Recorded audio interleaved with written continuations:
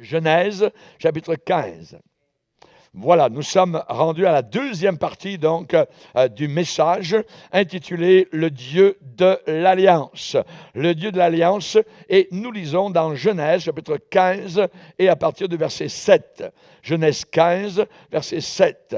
L'Éternel lui dit encore, c'est Dieu qui parle à Abraham, et lui dit « Je suis l'Éternel qui t'ai fait sortir d'Our en Chaldée pour te donner en possession ce pays. » Abraham répondit, « Seigneur éternel, à quoi connaîtrai-je? Comment vais-je reconnaître que je le posséderai? » Et l'Éternel lui dit, « Prends une génisse de 3 ans, une chèvre de 3 ans, un bélier de 3 ans, une tourterelle et une jeune colombe. » Abraham prit tous ces animaux, les coupa par le milieu et mit chaque morceau l'un vis-à-vis de l'autre.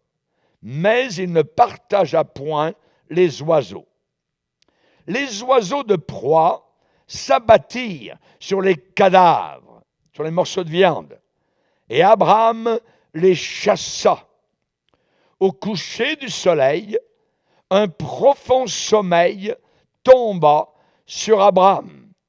Et voici une frayeur et une grande obscurité vinrent l'assaillir. Et l'Éternel dit à Abraham, « Sache que tes descendants seront étrangers dans un pays qui ne sera point à eux. Ils y seront asservis, ils seront esclaves, et on les opprimera pendant 400 ans. Mais je jugerai la nation à laquelle ils seront asservis, et ils sortiront ensuite avec de grandes richesses. Toi, tu iras en paix vers tes pères. Tu seras enterré après une heureuse vieillesse. À la 4e génération, dans 400 ans, ils reviendront ici, car l'iniquité des Amoréens n'est pas encore à son comble. Quand le soleil fut couché, il y eut une obscurité profonde. Et voici, ce fut une fournaise fumante, et des flammes passèrent entre les animaux partagés. En ce jour-là, l'Éternel fit alliance avec Abraham et dit, « Je donne ce pays à ta postérité, à tes descendants. Depuis le fleuve d'Égypte jusqu'au grand fleuve, au fleuve d'Euphrate, le pays des Kéniens, des Kénésiens, des Cadmonéens, des Essiens, des Phérésiens, des Réphaïm, des Amoréens, des Cananéens, des Girgasiens et des Jébusiens. Amen. » Seigneur, nous sommes devant toi. Nous sommes le peuple de l'Alliance. Aide-nous à comprendre la profondeur de l'alliance que tu as accomplie ici-bas sur cette terre.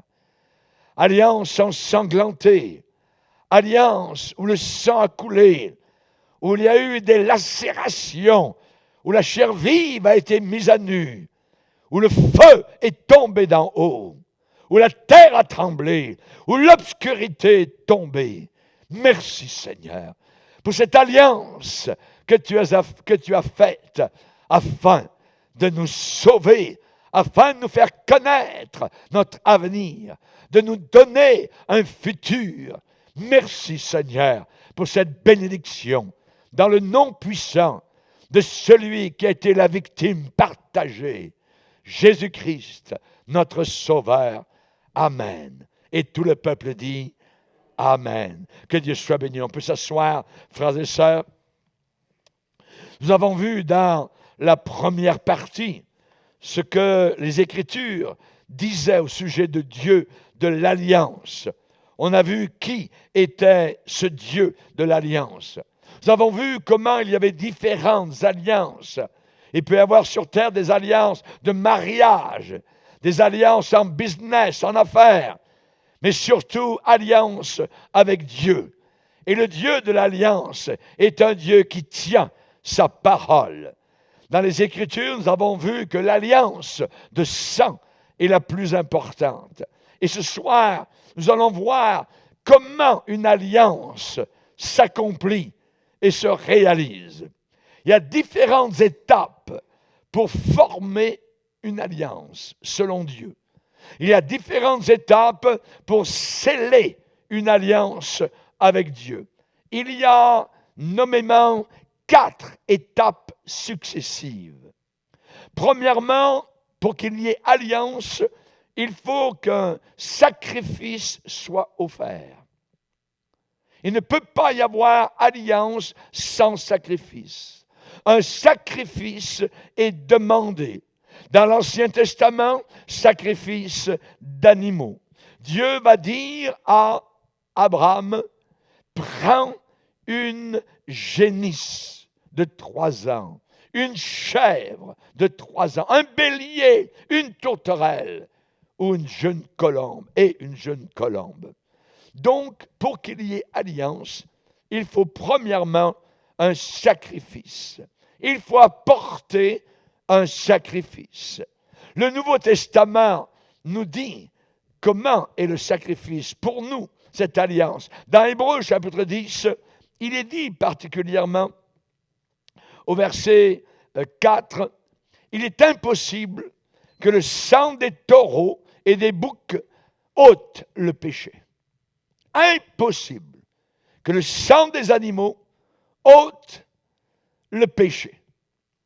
C'est pourquoi, nous dit la Bible, dans Hébreux 10 et au verset 5, Christ, entrant dans le monde, déclare, Père, tu n'as voulu ni sacrifice, ni offrande, mais tu m'as formé un corps. Tu n'as agréé ni holocauste, ni sacrifice pour le péché. Alors j'ai dit, voici, je viens. Jésus est venu comme sacrifice. Je viens pour faire ta volonté. Je viens pour faire ta volonté. La volonté du Père était qu'une alliance ensanglantée soit scellée avec l'humanité. Aucun animal ne pouvait accomplir cette purification de nos péchés. Alors Christ, entrant dans le monde, dit, Père, tu m'as formé un corps pour être une offrande.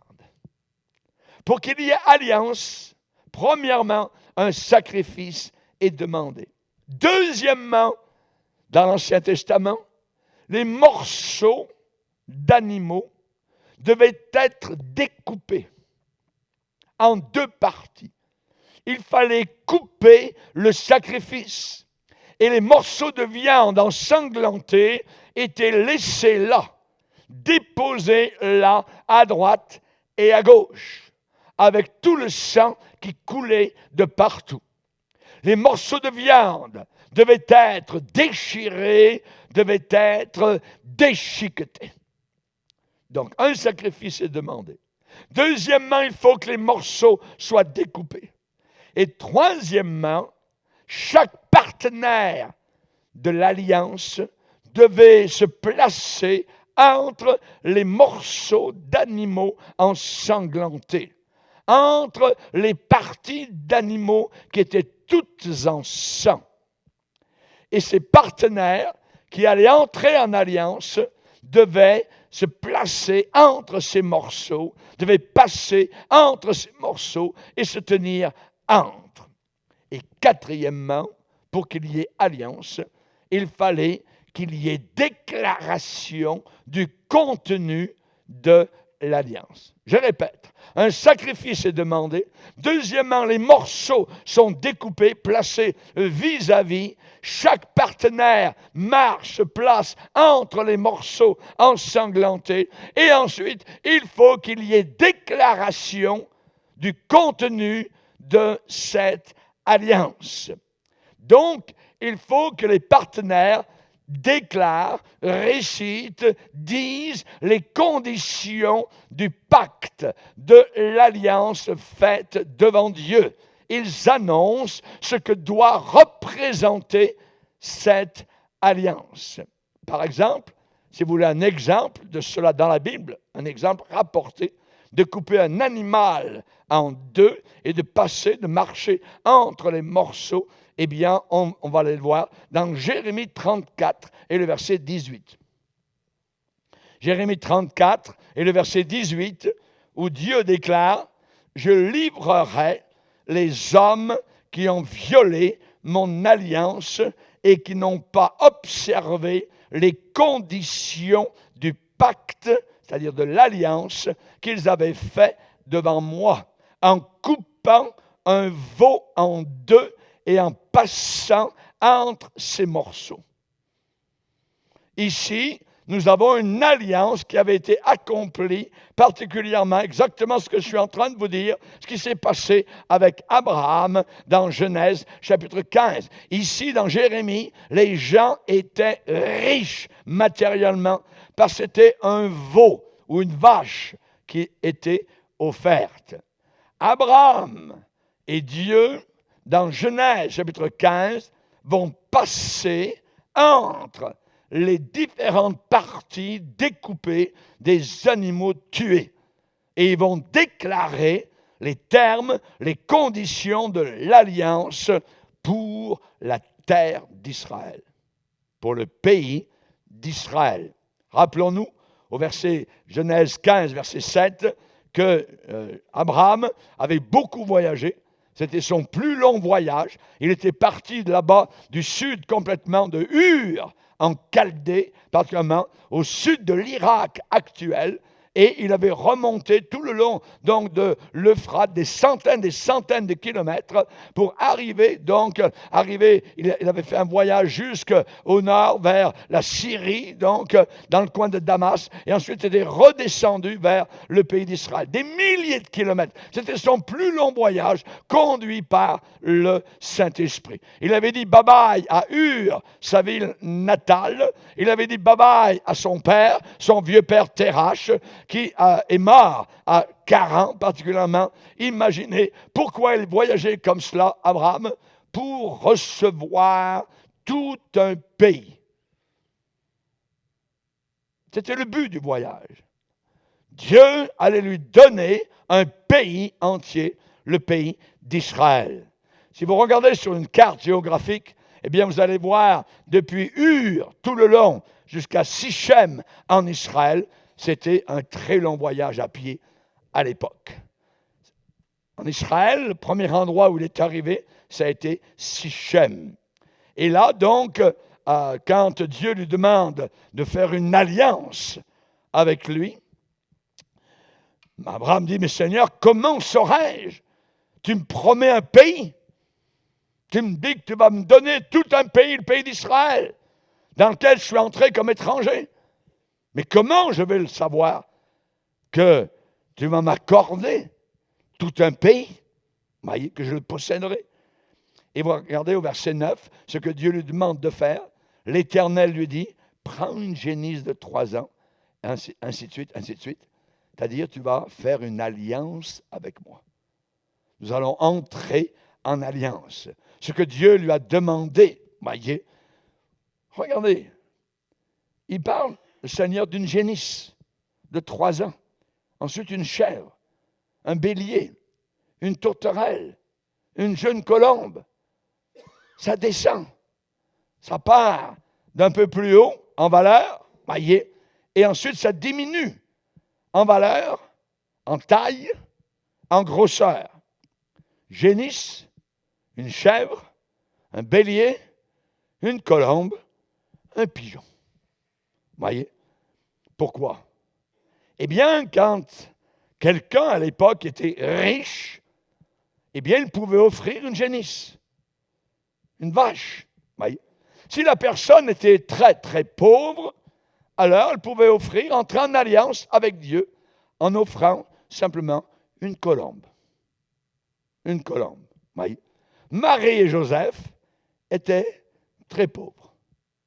Et vous savez que lorsqu'ils sont allés à Jérusalem, qu'ils ont offert un sacrifice au Seigneur pour entrer en alliance, évidemment, avec le Dieu éternel, ils ont offert pigeons, tourterelles. On va le lire, si vous voulez, dans Luc 2. Luc 2. Luc chapitre 2, verset 21.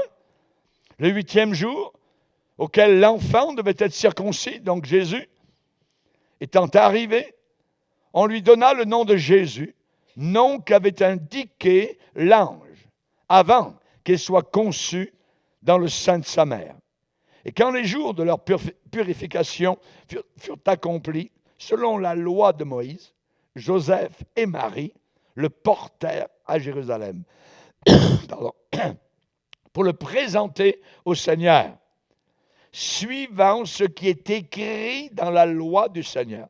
Tout mâle premier-né sera consacré au Seigneur. Et aussi, deuxième chose, pour offrir en sacrifice 2 tourterelles ou 2 pigeons, comme cela est prescrit dans la loi du Seigneur. Donc, c'est ce qu'ils ont offert. Le sacrifice le plus bas, le moins cher.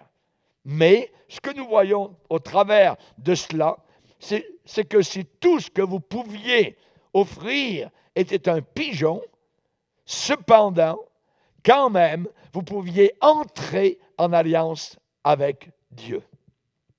Même si vous pouviez donner juste une tourterelle et vous n'aviez pas de vache à donner, à faire découper donc en sacrifice au Seigneur, eh bien personne n'était exclu. Il n'y avait pas d'exclusion pour quiconque.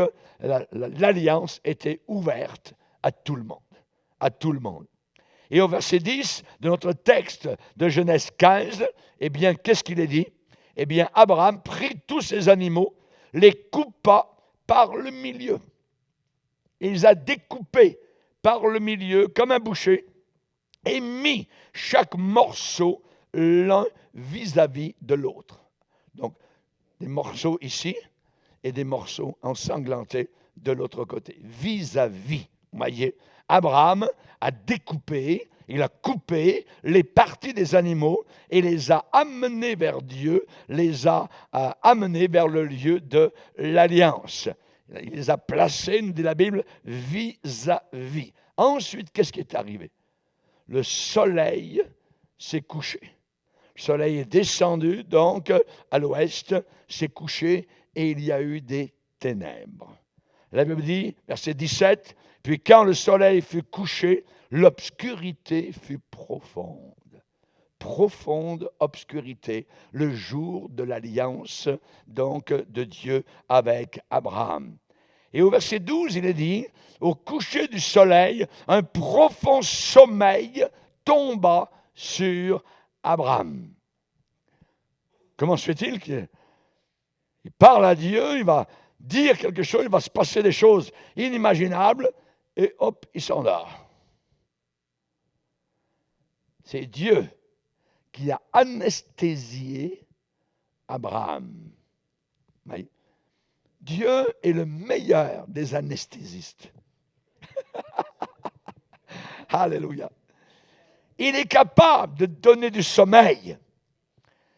Et il est dit qu'Abraham tomba dans un profond sommeil. C'était déjà arrivé quelque part, rappelez-vous dans Genèse. Au départ, voyez, Dieu avait agi comme anesthésiste aussi. Quand Dieu a formé Ève du côté d'Adam. Dieu agit comme un chirurgien. Adam était couché par terre. Dieu l'a endormi, anesthésie. Dieu a fait une opération chirurgicale, a pris une côte du côté d'Adam, et avec cette côte, il en a fait la première femme, Ève. Mais pendant toute l'opération, Abraham dormait. Quand il s'est réveillé de son anesthésie, il avait devant lui la plus belle femme au monde. Amen. Amen. Êtes-vous d'accord avec la Bible? C'est ce que relisez votre Bible. Genèse chapitre 2, verset 21.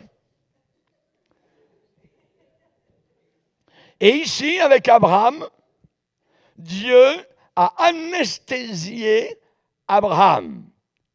Il a été le premier chirurgien anesthésiste. Pourquoi? Parce que Dieu allait changer le cours de l'histoire humaine. Dieu allait changer le cours de l'histoire humaine. On a donc Abraham couché au milieu des animaux qu'il a découpés, qui sont ensanglantés. Il est endormi entre des morceaux donc de viande baignés de sang, ensanglantés.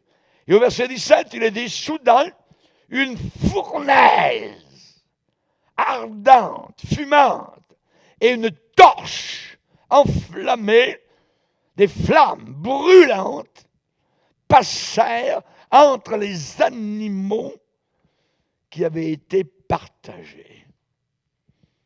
Ce que vous voyez un petit peu ici sur l'image, voyez. Qui était cette torche enflammée? Qui était cette flamme consumante?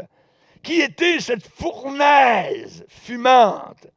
Réponse, c'est l'autre partenaire, Dieu. Pourquoi? Parce que Dieu est la source de lumière. Jésus a dit, je suis la lumière du monde. Hébreux 12, verset 29 nous dit, notre Dieu est un feu dévorant. Notre Dieu est un feu dévorant. Jésus a dit à l'Église, vous êtes la lumière du monde. Le royaume de Dieu, c'est le royaume de la lumière. Satan possède le royaume des ténèbres. Dieu a fait de ses serviteurs à lui des flammes de feu. Il a fait de ses serviteurs des torches de feu, des flammes de feu, nous dit le psaume. Alléluia, gloire au Seigneur. La Bible dit que quand nous avons été sauvés, eh bien Dieu nous a transportés, nous a délivrés, nous a rendus capables. 3 verbes très importants. On va le lire dans Colossiens, 1er chapitre, verset 12. Colossiens, 1er chapitre, verset 12. Rendez grâce au Père, le Père céleste, qui vous a rendu capable, c'est le premier verbe, il vous a rendu capable, il vous a donné la capacité d'avoir part à l'héritage des saints dans la lumière. Deuxième verbe, le Père nous a délivrés de la puissance des ténèbres. Troisième verbe, il nous a transportés dans le royaume du Fils de son amour. Alléluia.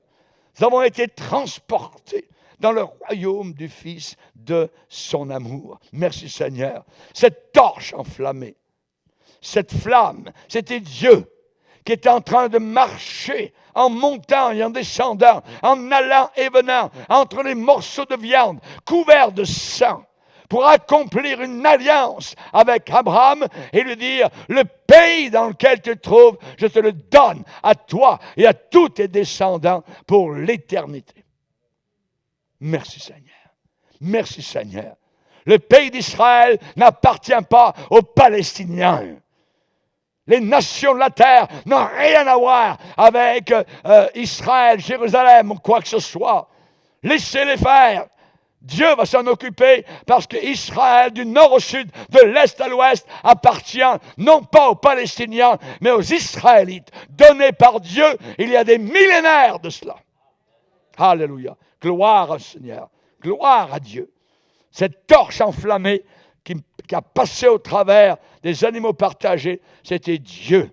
Dans ses allées et venues, Dieu déclarait, il annonçait le contenu, les termes de l'alliance qu'il allait contracter et donner à Abraham. Abraham était couché sur le sol et Dieu a déclaré les conditions et les termes de cette alliance, de ce pacte. Verset 18, en ce jour-là, je donne ce pays à tes descendants pour toujours. En ce jour-là, je donne ce pays à tes descendants pour toujours. C'est-à-dire à Abraham, à Isaac, à Jacob et au peuple juif jusqu'à aujourd'hui. Ce pays pour toujours. Répétez après moi. Ce pays pour toujours. ce pays pour toujours. Amen. C'est Dieu lui-même qui l'a déclaré à Abraham. Merci Seigneur. Si le monde dure encore 500 ans, si le monde dure encore 600 ans, 800 ans ou plus, ça leur appartient à eux, les Israélites. Le peuple d'Israël n'a pas pris ce pays. Le peuple d'Israël n'a pas saisi ce pays, n'a pas volé ce pays. Ils en sont les propriétaires. C'est à eux. C'est à eux. Quelle est la puissance de cette alliance? Quelle est sa valeur? Quelle est son étendue? Quelle est sa force? Quelle est son autorité? Qu'est-ce qu'elle veut vraiment signifier? Ce pacte que Dieu a fait avec Abraham. Et si vous avez une connaissance élémentaire de l'histoire du monde, vous savez fort bien que toute nation qui a essayé de détruire le peuple d'Israël, toute nation qui a essayé de détruire le peuple juif, Dieu lui-même a détruit cette nation qui s'en est pris à son peuple d'Israël. Vous le savez. Depuis Pharaon d'Égypte, à l'époque, jusqu'à tard hier soir.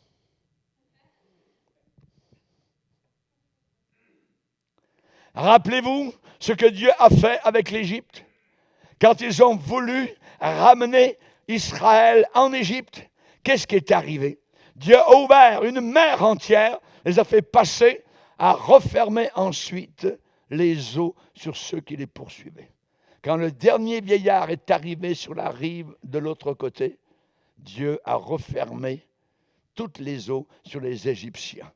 Je chanterai à l'Éternel, il a fait éclater sa gloire, il a précipité dans la mer le cheval et son cavalier. L'Éternel est ma force, le sujet de mes louanges, c'est lui qui m'a sauvé, il est mon Dieu. Il a lancé dans la mer les chars de Pharaon et son armée.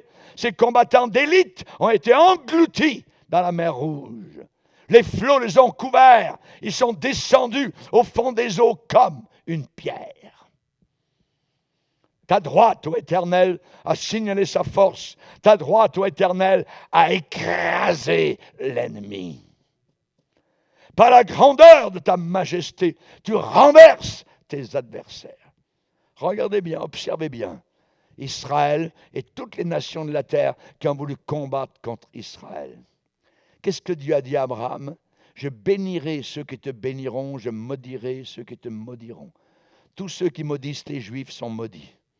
Et tous ceux qui bénissent les Juifs sont bénis. Pour être certain que Dieu accomplit sa parole. Pharaon, c'est lui qui avait opprimé très durement le peuple juif.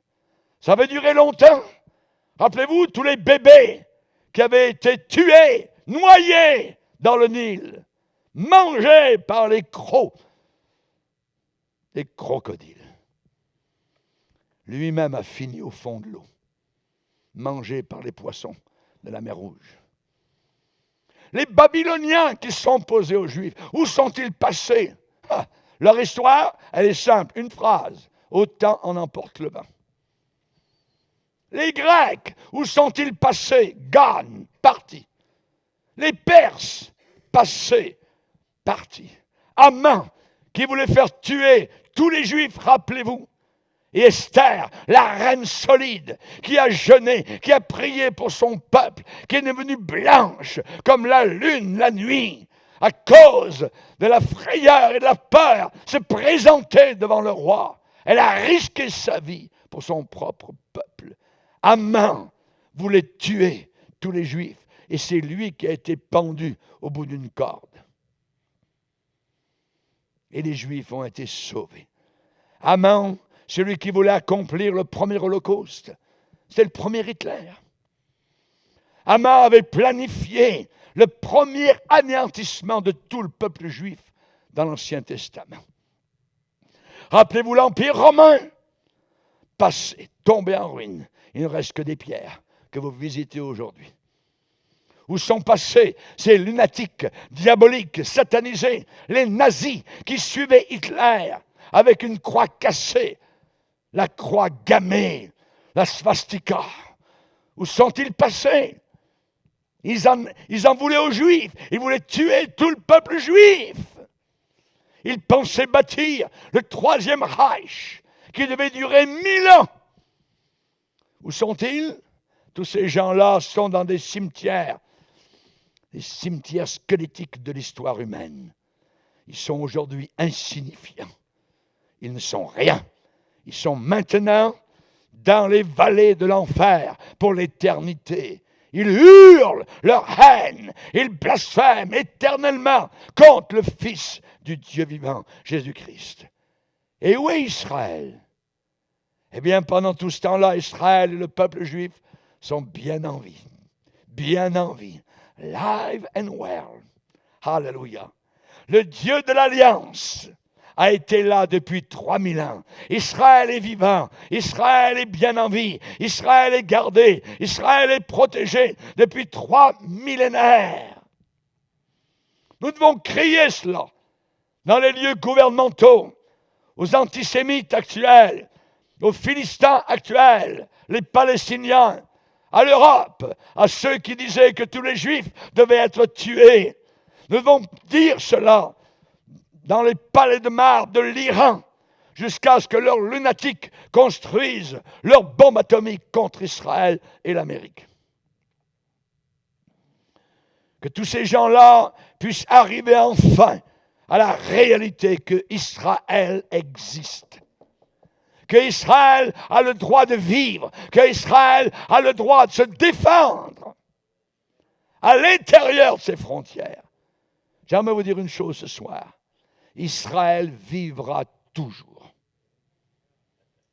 Israël vivra toujours. Lisez avec moi dans Jérémie ce que le Dieu éternel a déclaré. Jérémie 31. Jérémie 31, verset 35. Jérémie 31, verset 35. Ainsi parle l'Éternel. Ce n'est pas un philosophe qui dit cela. C'est l'Éternel, le Dieu de vérité, le Créateur des mondes, des éternités.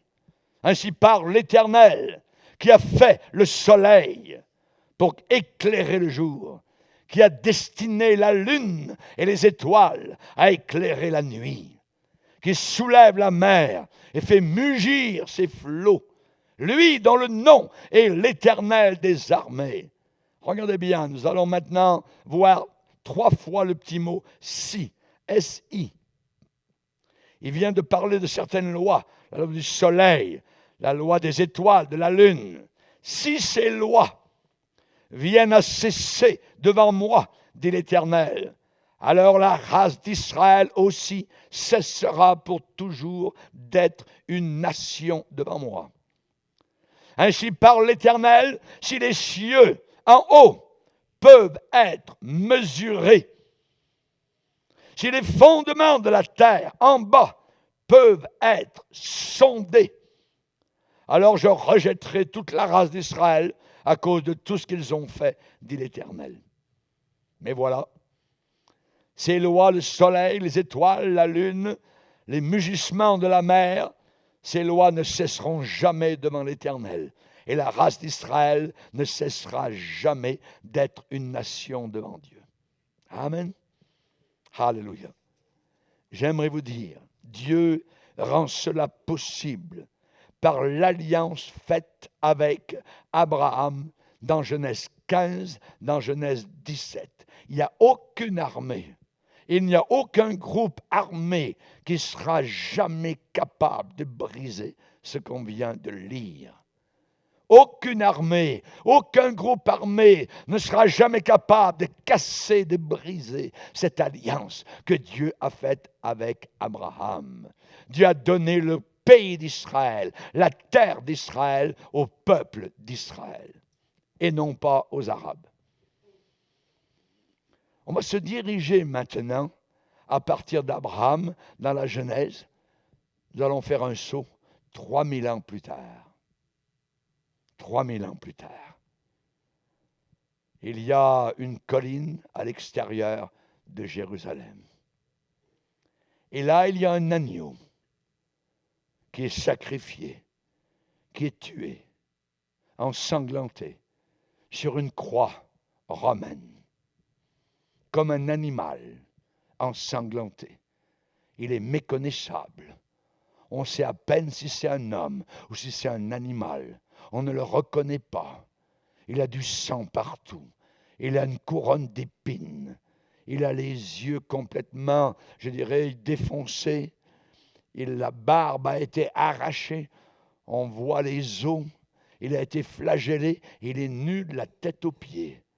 Et il est sacrifié. Des pointes de fer sont enfoncées dans ses mains et dans ses pieds par des soldats romains. Le soleil refuse de briller. L'obscurité tombe comme du temps d'Abraham. Comme pour cette alliance dans Genèse 17. C'est obscur. Pourquoi? Parce que le Père, Dieu, et le Fils, Dieu, le Fils, sont en train de déclarer le contenu, les termes du pacte d'alliance. Cette alliance n'est pas pour eux. Cette alliance, c'est pour votre libération et la mienne. Celui que le Fils libère sera vraiment libre. Alléluia. Dieu le Père et Dieu le Fils ont fait une alliance de sang pour votre salut, votre rédemption et la mienne. C'est l'alliance dans le sang de l'agneau de Dieu. Et voilà, écoutez bien, la déclaration du pacte. Notez bien les termes de cette alliance qui sont en train de se faire au milieu d'un homme dont le corps est déchiré et ensanglanté. N'oubliez jamais, s'il n'y a pas de sang qui coule, il ne peut pas y avoir de pardon. Sans effusion de sang, il n'y a pas de pardon. L'agneau est offert, exactement comme du temps d'Abraham, où il fallait qu'il y ait un sacrifice. Un sacrifice était demandé. Les morceaux devaient être découpés.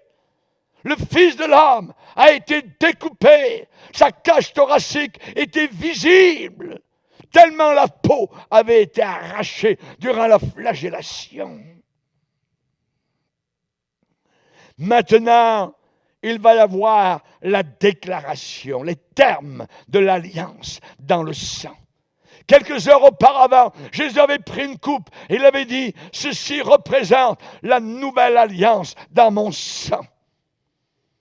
Une alliance qui maintenant, dans l'obscurité totale, à midi de Golgotha, est en train de se réaliser.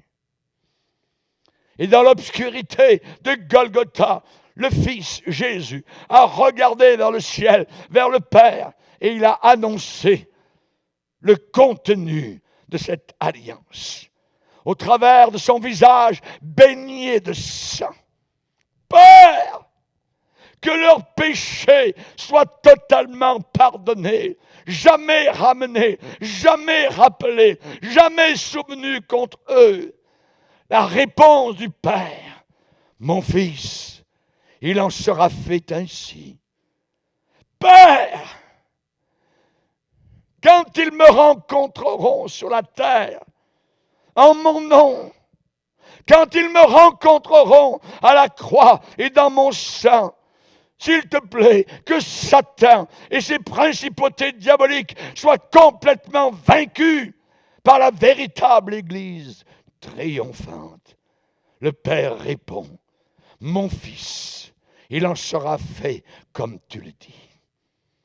Père, qu'il soit guéri de toute maladie à cause de mes meurtrissures. Mon Fils, il en sera fait ainsi. Père, que les clés de la mort et de l'enfer leur soient données. Le Père répond, il en sera fait ainsi, mon Fils. Père, que les gentils, les non-juifs soient, s'il te plaît, adoptés comme fils et filles de Dieu, sanctifiés par la foi en moi. Ils ont été à l'extérieur de l'alliance faite avec Abraham jusqu'à ce jour. Mais à partir de ce jour, Père, aujourd'hui, je veux qu'ils soient héritiers et co-héritiers dans le royaume de Dieu. Donne-leur le salut éternel. Donne-leur la bénédiction d'Abraham. Mon fils, il en sera fait comme tu le demandes.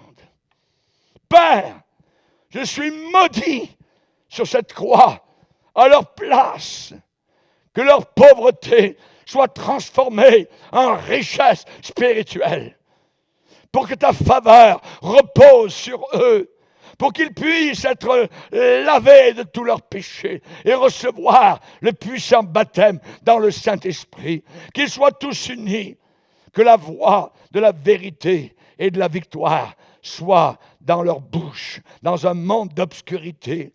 Et je veux, Père, qu'un jour, ils soient au ciel et qu'ils voient ma gloire. Je les veux avec moi.